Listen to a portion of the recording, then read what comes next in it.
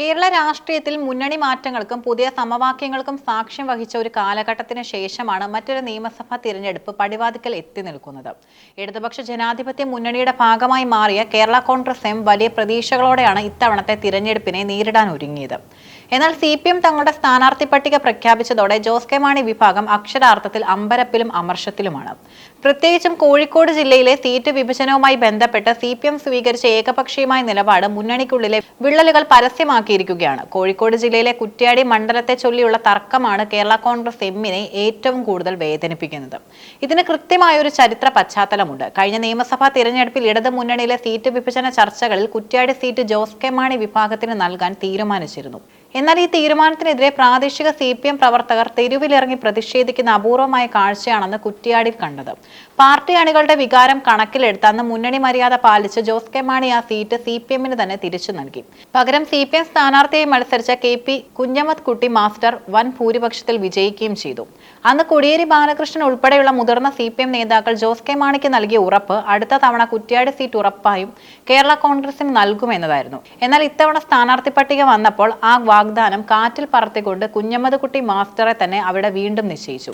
അത് തങ്ങളോട് കാട്ടിയ വഞ്ചനയാണെന്നാണ് മാണി വിഭാഗം ജില്ലാ നേതൃത്വം ആരോപിക്കുന്നത്. കുറ്റ്യാടി നഷ്ടപ്പെട്ടാലും കോഴിക്കോട് ജില്ലയിലെ കുടിയേറ്റ കർഷകർ വോട്ടുകൾ ഏറെയുള്ള പേരാമ്പ്ര സീറ്റ് തങ്ങൾക്ക് ലഭിക്കുമെന്നായിരുന്നു കേരള കോൺഗ്രസിന്റെ രണ്ടാമത്തെ കണക്കുകൂട്ടൽ.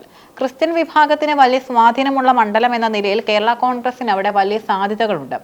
ഇതിന്റെ അടിസ്ഥാനത്തിൽ മുഹമ്മദ് ഇക്ബാലിനെ അവിടെ സ്ഥാനാർത്ഥിയായി പാർട്ടി ഏകദേശം ഉറപ്പിക്കുകയും അദ്ദേഹം മണ്ഡലത്തിൽ സജീവമായി പ്രവർത്തനം തുടങ്ങുകയും ചെയ്തിരുന്നു. എന്നാൽ CPM പേരാമ്പ്രയിലും വിട്ടുവീഴ്ചയ്ക്ക് തയ്യാറായില്ല. LDF കൺവീനർ TP രാമകൃഷ്ണനെ തന്നെ അവിടെ നിർത്താനാണ് CPM തീരുമാനിച്ചത്. 1977 കേരള കോൺഗ്രസിന്റെ ഡോക്ടർ KC ജോസഫ് വിജയിച്ച മണ്ഡലത്തെ ചരിത്രപരമായ അവകാശവാദം പോലും CPM തള്ളിക്കളഞ്ഞു. ഞങ്ങളുടെ സീറ്റുകൾ തന്നെയായി CPM പിടിച്ചെടുക്കുന്നതിൽ കേരള കോൺഗ്രസ് അണികൾക്കിടയിൽ വലിയ പ്രതിഷേധമാണ് ഉയരുന്നത്. എന്തുകൊണ്ടാണ് CPM കേരള കോൺഗ്രസിനെ കോഴിക്കോട് ജില്ലയിൽ ഇത്രത്തോളം തഴഞ്ഞതെന്ന ചോദ്യത്തിന് പിന്നിൽ ചില കൃത്യമായ രാഷ്ട്രീയ കാരണങ്ങളുണ്ട്.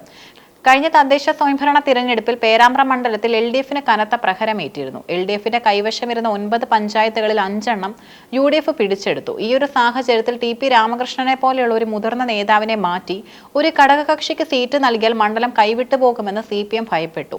കുറ്റ്യാടിൽ കഴിഞ്ഞ തവണ ഉണ്ടായതുപോലെയുള്ള ഒരു പരസ്യ പ്രതിഷേധം ഇത്തവണയും ഉണ്ടായാൽ അത് തിരഞ്ഞെടുപ്പിൽ മൊത്തത്തിൽ തിരിച്ചടിയാകുമെന്ന് CPM നേതൃത്വം കണക്കാക്കി. ഘടകകക്ഷികളെ തൃപ്തിപ്പെടുത്തുന്നതിനേക്കാൾ സ്വന്തം വോട്ട് ബാങ്ക് സുരക്ഷിതമാക്കാനാണ് CPM ശ്രമിച്ചത്.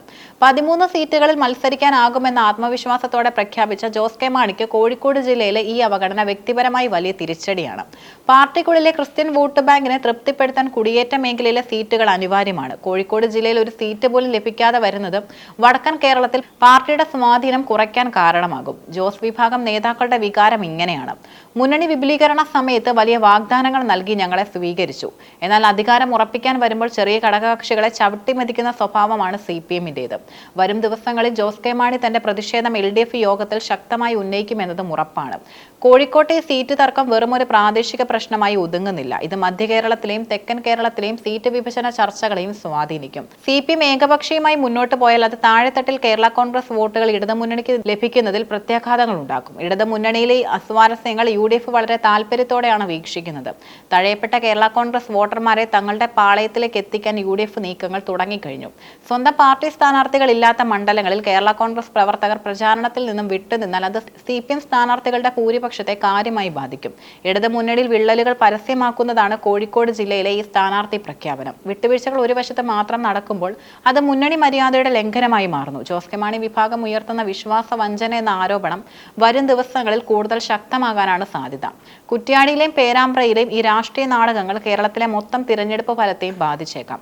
അർഹമായി പരിഗണന ലഭിക്കാത്ത ഘടകകക്ഷികളുടെ രോഷം തണുപ്പിക്കാൻ CPM നേതൃത്വം ഇനി എന്ത് തന്ത്രം പുറത്തെടുക്കുമെന്നാണ് രാഷ്ട്രീയ കേരളം ഉറ്റുനോക്കുന്നത്.